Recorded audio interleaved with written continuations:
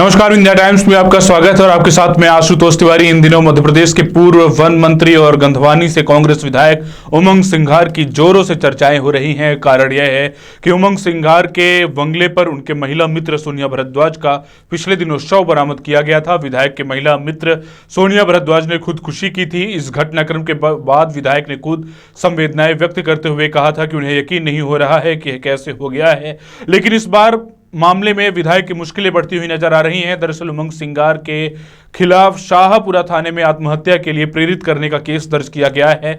Police को दिए गए बयान में सोनिया के बेटे आर्यन और नौकरों ने माना है कि दोनों के बीच नोकझोंक होती थी। पुलिस के मुताबिक महिला के पर्स में मिले सुसाइड नोट नौकरों और सोनिया के बेटे आर्यन के बयानों के आधार पर कार्यवाही की गई है। एएसपी राजेश सिंह भदौरिया के मुताबिक सिंघार के खिलाफ धारा 306 के तहत केस दर्ज किया गया है।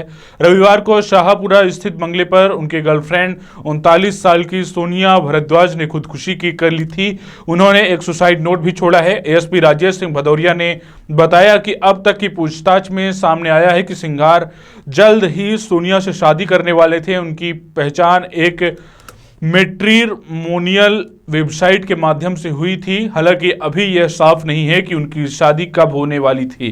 परिचितों के मुताबिक सोनिया ने पहले पति को छोड़कर दूसरे शादी की थी, लेकिन कुछ दिन बाद वह रिश्ता भी टूट गया। घटनास्थल से मिले सुसाइड नोट के मुताबिक मृतक ने किसी को सीधे जिम्मेदार नहीं ठहराया है। पुलिस के माने तो अब पूरा मामला सोनिया के परिवार के बयान पर टिका है। इधर सोमवार दोपहर पोस्टमार्टम के बाद परिजन सोनिया का शव कुलार सनखेड़ी विश्राम घाट ले गए।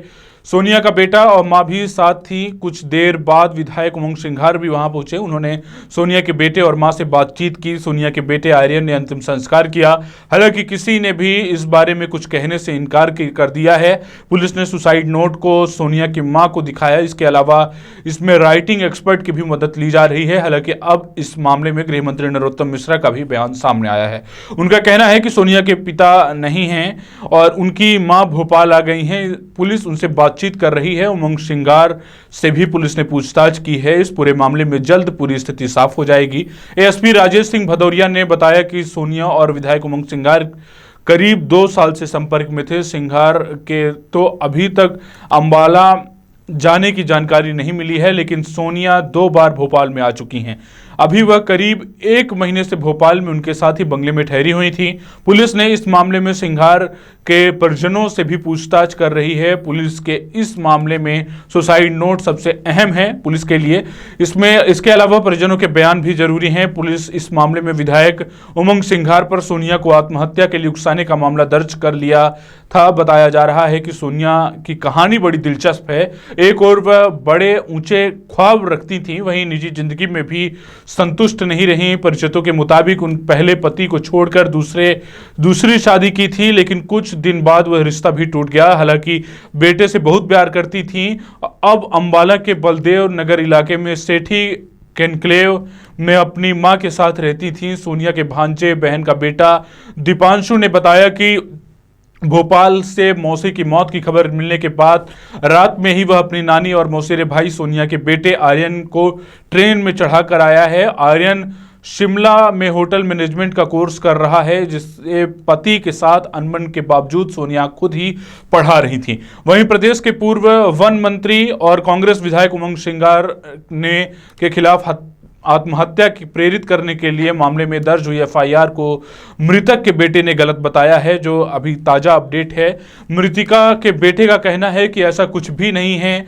दूसरी ओर उनकी मां ने उमंग की प्रताड़ना से आहत होकर आत्महत्या की हो, इसलिए ऐसा कुछ भी नहीं है। ऐसा बिल्कुल नहीं है। मामला वापस होना चाहिए। 2 दिन पहले उमंग सिंघार के शाहपुरा स्थित निवास पर फांसी लगाकर आत्महत्या करने वाली महिला के पुत्र आर्यन ने उमंग सिंघार को अपना गार्जियन बताया था और उन्होंने कहा था कि मां के जाने के बाद अब यदि दुनिया में उनका कोई है तो वह है उमंग सिंघार। अब आगे की स्थितियां किस तरह से साफ होंगी, इस मसले पर आगे क्या कार्रवाई होगी, यह देखना अभी बाकी है। आप देखते रहिए विंध्या टाइम्स। पूर्व मंत्री उमंग सिंघार जी पर जो एफआईआर हुई है उसके बारे में क्या कहना है आपका? मैं ये कहना चाहूँगा कि एफआईआर जो है वो गलत की गई है इस वक्त, और मैं सरकार से बोलूँगा कि एफआईआर वापस ली जाए, क्योंकि अभी मम्मी के जाने के बाद अभी वही है मेरे गार्जियन। मैं चाहूँगा एफआईआर वापस ले सरकार, क्योंकि हमने भी अपने बयान में कहा था कि उनका दोष नहीं है कोई, और हमें किसी प्रकार का कोई शक भी नहीं है उन पर, ना मुझे है ना मेरी नानी को है। तो कृपया करके इस वक्त इतना परेशान ना किया जाए और एफआईआर वापस लें।